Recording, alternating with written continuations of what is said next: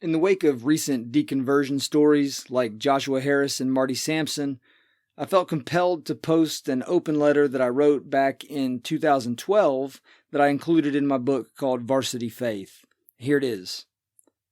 Dear youth pastors, students who profess Christian faith are dropping out of the church and leaving the faith at a staggering rate when they get to college.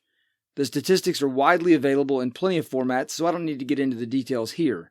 Suffice it to say that there's a growing need to help Christian students continue believing and practicing faith as they become adults. Much of the teaching that students receive at church is slanted too far in one of two directions. It leans either too far toward the practical, at the expense of the theological, or too far toward the theological, at the expense of the practical. Either way, after the church has invested countless hours and dollars to teach them, students are not prepared to meet the academic, social, and experiential challenges that await them in college. We need to find a synthesis that brings faith to life in the real world in a meaningful way.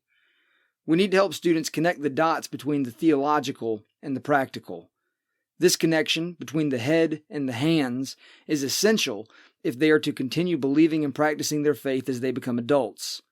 Pulsing in the middle of it all is, of course, the heart. Students, like all of us, devote their attention, energy, and praise to the things they value most. I believe that practical theology can blaze a trail into their hearts and help them rediscover the truth that St. Augustine confessed in the 5th century. You have made us for yourself, O Lord, and our hearts are restless until they find their rest in you. Many students find themselves in a challenging place today. Questions start to creep in, the answers being offered don't satisfy, theology loses its connection to reality, and doubts gnaw away at the faith they once claimed as their own. But it's important to recognize that the questions and doubts are not the problem. There's no reason to oppose the questions and the doubts because their presence is not a sign of faltering faith.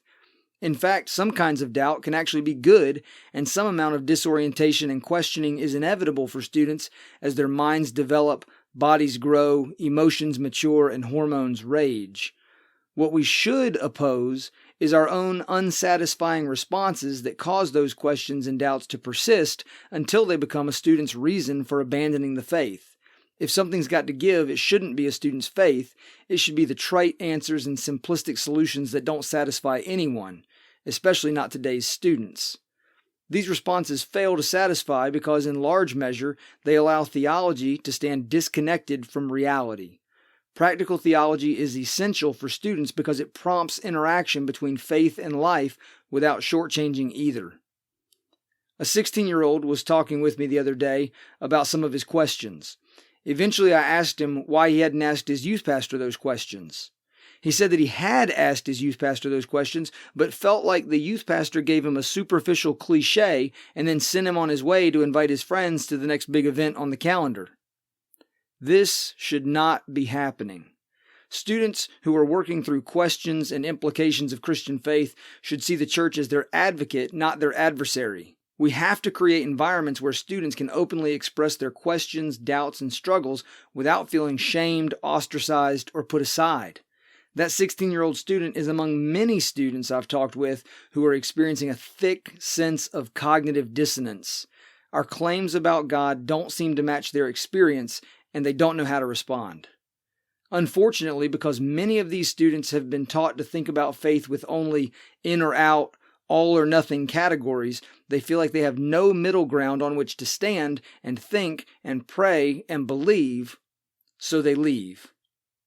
David Kinnaman, president of the Barna Group, interviewed thousands of students, pastors, and parents and concluded, "This is a generation hungry for substantive answers to life's biggest questions." The questions haven't gone away. They've taken center stage, and it's time to start offering students some substantive answers. We can do better. Sincerely, Trevor Hamaker.